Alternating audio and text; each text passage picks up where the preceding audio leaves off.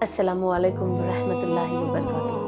मैंने मेरी अम्मी को जाते हुए देखा है एंड आई हैव रियलाइज्ड कि एक रियलाइजेशन तो था ही, बट इस इंसिडेंट के बाद कुछ चीज़ें ज़्यादा हो गई है और अवेयरनेस, कहते हैं ना, एक अवेयरनेस ही आप कह लो, अगर आप एक सिंपल लेमैन लैंग्वेज में बात करूँ, कि उस चीज़ की अवेयरनेस मेरी ज़िंदगी में ज़्यादा हो गई कि इंसान को eight the end of it मरना ही है, अल्लाह के पास ही जाना है।